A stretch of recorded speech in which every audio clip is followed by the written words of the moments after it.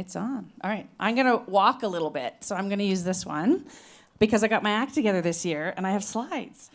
And if you've seen me speak at this conference before, Jade's always wanting everything a week ahead, and I'm not that person, so I couldn't do it. But this year, I have slides. Okay, I would like to do a quick survey of the room. Who here works in K-7 formal learning environments? Almost all of you? Oh, that's helpful. Okay, who supports K-7 school learning environments from the community? Okay, that's almost everybody. Yay. Okay, so I'm super glad to be back in Banff. Thank you for having me back again. And tonight I'm going to be focusing on, we're talking about where learning happens. So I'm going to be talking about where learning happens in the elementary school years, so that K-7-ish formal years of school. And that's sort of where my expertise is situated. And as always, I tend to try and speak with the capital T teachers in the room, the professional teachers that are working in the system of schooling.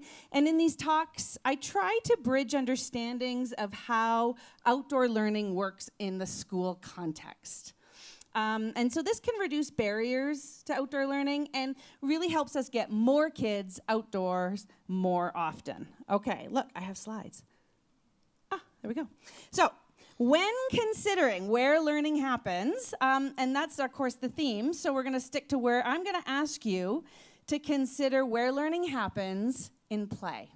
And play is actually where learning happens for all children, but we're going to talk about it specifically outdoors. So children's experiences of play can exist along a continuum, and you're looking at the model now, that ranges from child-directed play at one end, so you can see that everyone's following along with me, child-directed play at one end, to guided play in the middle, and teacher-directed play at the other. And this model, which comes from my doctoral PhD research, it's soon to be published. You can read all about it in the Journal of Adventure Education and Outdoor Learning. It's coming. Offers a continuum to support our understanding of how guided play offers adults, that's all of you, the opportunity to balance the autonomy of children's outdoor play with required curricular instruction. Okay, that's the rub in the school system. Okay, so this model was built from a continuum that we see. Who's here from BC? Okay, yay, okay. So in British Columbia, we have a document called Learning in the Primary Years, which you've been teaching as long as I have. It's just a rewrite of the primary years document. So Learning in the Primary Years is a curriculum support document that emphasizes the importance of play. There is a continuum in that document that this is built off of. The continuum in the BC Lippy document, the Learning in the Primary Years, was built from Angela Pyle's work at OISE U of T. Anybody from Ontario? If you don't know Angela Pyle's work, you should check out her lab. She's got lots of stuff online. Her continuum was used to build the BC one, and this one that you're looking at was built, so from Angela's to the BC Ministry of Education to what you're seeing here. And the way that I've built mine was specifically considering the context of outdoor learning in schools and built with insight from very highly skilled kindergarten through grade 8 teachers in the province of British Columbia, and a lot of them are here tonight. So if you see some teachers from BC, you might know that they helped build this. So what's important about this continuum, and I want you to take with you, is that all play is valuable. There isn't a right or a wrong way to play outside. Now, in my experience, teachers tend to, I think there's a pointer here. Oh, it works. Okay. Teachers tend to dwell at either end of the continuum. We are like a polarized species, man. So teachers tend to be at one side of the continuum or the other. Land-based educators, we heard about that in the plenary today, land-based educators who deeply understand how pedagogies of place offer relational and responsive opportunities to learn with and from the land tend to hang out this end at the or the child-directed play end, the play as learning. That's where we see teachers who really understand how to learn with and from the land. These teachers tend to believe that play is the work of children and that play is enough. That's all they need. We just need time and space for play. And these teachers can get a little bit fighty when we talk about weaving academics into children's play. So if you've ever tried to talk to somebody who's in the early childhood space and they're like, the play is that, don't talk to me about the curriculum, just play. Okay, and the thing is, I agree, play is enough. Play is the learning. But, As public school, and if any of you are private school teachers, we are employed by a system that requires us to teach a curriculum provided by our employer. When the government changes, the curriculum changes. That's the job. That's like the transaction. Sometimes when I work with early career teachers, I'm like, you get paid to do this. You have to teach it. Curriculum in Canada, there's some nomenclature here, but in Canada, when we talk about curriculum, those are the documents that the government and the province or territory in which you are employed give you to teach. It's not negotiable. We can't, as teachers, decide what we want to teach. We have to teach it. How we teach it, where we teach it, those are autonomies that we have as teachers. Okay, so these are reasons why we have teachers that end up at the other end of the continuum, kind of hanging out down here at teacher-directed play. So we get teachers who tend to value, they seem to value the idea of play and systems of schooling as a form of practice to consolidate skills.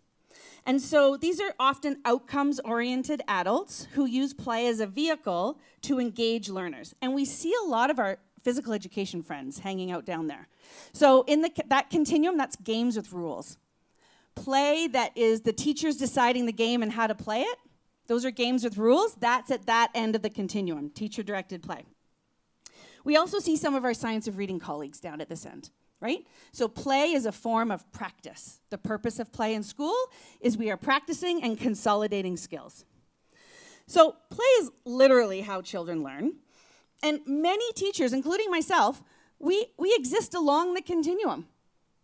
I am a very effective, explicit instructor. I can give you all kinds of rules and games with rules. I am down at that end, and sometimes I'm way down here. Go play. Figure it out. We are all of these things. But what I want to highlight is that children need all of these play experiences. And as you're looking at the model and you're thinking, oh, I actually kind of hang out at one end or the other, I just want you to start thinking, how can I bring the play experiences and how children are accessing the curriculum that I'm teaching in a different way? Okay, so let's keep going. To move learning forward, or to move outdoor learning forward, particularly in formal school systems, we need to consider both the importance and the complexity of direct instruction and free play in outdoor learning. They contradict, and they are complementary. And the world's pretty polarized right now, and everybody's in a fighty mood, but outdoor play has room for everybody. So even when you've got your colleagues that are really into like scripted programs, there's room for them to practice. There's room for everybody on the continuum. We can all take learning outside. There's no excuses. Now, one of the things we also have to do as teachers is be responsive to the children we are teaching. If you are teaching in a community where children spend a ton of time in curated programs and they are coming to school and they have never had a minute of free time in their life, then we need to be hanging out at this end, child-directed play. We need to be planning for children to have a ton of free play, child-directed play, because that's the only place they're getting it.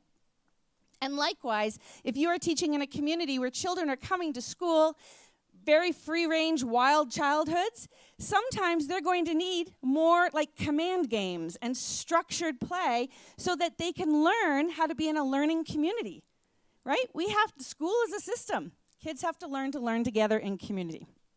Okay, I'm going to keep going here. Let's go to the next one. Oh, it worked. Okay. So I'm going to break this down a little bit more. Teachers who support outdoor play as learning leverage the affordances of loose parts for academic learning.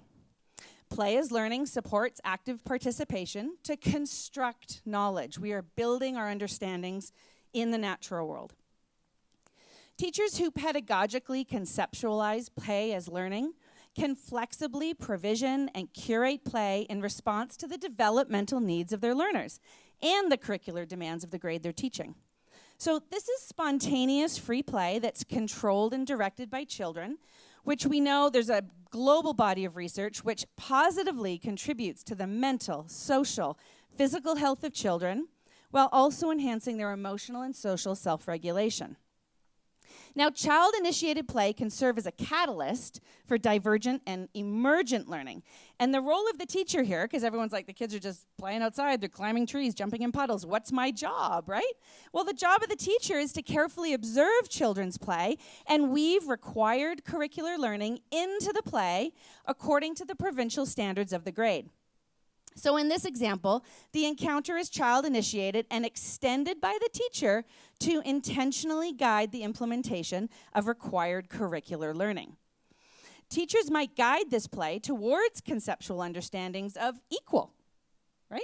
So we're thinking about introducing language like balanced and unbalanced, or equal and unequal, before we ever move on to abstract concepts in mathematics. So before we move to any kind of symbolic representation, you're thinking of the algorithm, 1 + 1 = 2. Before we ever teach a child with a pen or a pencil and paper to write an algorithm, they need to feel that. They need to feel what equal and unequal feels like, so that when we introduce the idea to them conceptually, they're like, oh yeah, I know what that means. I know it, right? Super important. So ultimately, open-ended, child-directed play invites and encourages children to think like scientists, engineers, and mathematicians.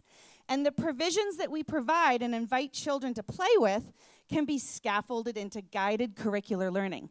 But this requires teachers to be very familiar with their curriculum documents. You need to know what's coming so that you can see it. When children are playing, you're watching their play, and you're like, oh, we're going to talk about equal here. Right? That's patterning. We're going to talk about how water moves through our community. Whatever it is, you're noticing it and you're naming it. Now, if we consider outdoor play that is teacher-directed with explicit curricular objectives, like numeracy or literacy tasks, these learning experiences are often connected to play being a developmentally appropriate application of lessons that have already been taught by the teacher.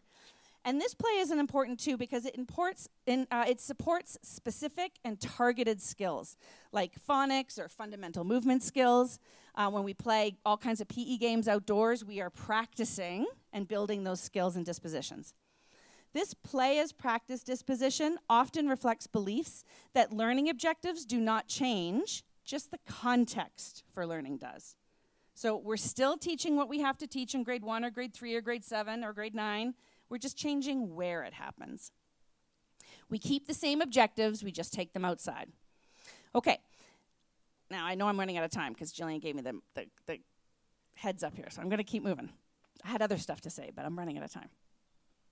When we think about the theme of this conference, about where learning happens, I'm suggesting that outdoor learning at school happens most effectively here in guided play. So guided play is where our love of outdoor play as teachers and the intentionality of our curriculum documents and our professional responsibilities merge. Guided play refers to learning experiences that combine the child-directed nature of free play with a focus on learning outcomes alongside adult mentorship. So in guided play, teachers make professional judgments to scaffold or guide play in response to invitations from the child or the natural world to extend or direct their play while balancing responsibilities to deliver and assess curricular content. So in short, guided play can be sparked by child-initiated play with responsive adult support. So in this example, which I love this example, Sarah Regan, who's here, was my teaching partner for a lot of years, and she sent me this photo, and I was like, oh, I love it. Such a good example of guided play. Because what's happening here is kids are jumping in puddles, right? And what does that responsive teacher do? They're like, oh, this is a really good opportunity to introduce standard forms of measurement. Because if you've ever tried to teach how to use a ruler to kindergartners, you know that that is like where all the behavior is born, because it's super boring, right? But all of a sudden, when you're jumping in puddles and it's coming up over your boots and it's getting deeper and it's shallow and we're introducing all of this rich, emergent vocabulary, and we can introduce a standard form of measurement like a ruler, and we can actually teach kids how to measure, all of a sudden, now we're in. They're with us, right? This is engaging. So we're guiding children to curricular learning through the play that they initiate in outdoor play, while maintaining and protecting children's curiosity and joy for learning across the lifespan. Like, what are we doing in school if we're not doing that, right? Okay, so I'm going to finish by saying there is some tension in the play research, and in our outdoor learning field when everyone gets a bit polarized about the purpose of play and outdoor learning. And so what I just want to leave you with is a better understanding of both structured and unstructured play can be strategically leveraged and brought towards guided learning and outdoor play, because all play is important. And of course, if you're working with teachers in schools, I hope this helps you reflect on your own sort of beliefs about play and how to support teachers, because you might be working with a teacher that they're like, I'm super play-based, and all you see are like board games and card games and like those self-correcting puzzles where like capital A and little a, and they self-correct, and they're like, it's all games and play. It's a kind of play, but there's a whole bunch of other play that we can offer children in schools. So we want to make sure that we're sort of considering the whole continuum of how children experience play at school. Okay, just a reminder that if you are supporting teachers, at the bottom there, you'll see that website again, teacher.outsideplay.org. There's 16 modules there. The whole tool is free. It's nothing behind there is paywalled. It's all teachers across Canada that presented evidence, videos, photographs of how they take teaching outdoors. It's thematically organized into how to do it, how to even write report cards when kids are in puddles all day and climbing trees. It's all there. It's an emphasis on risky play. It's a really important tool. Please use it. Free to access. Thank you so much. There you go.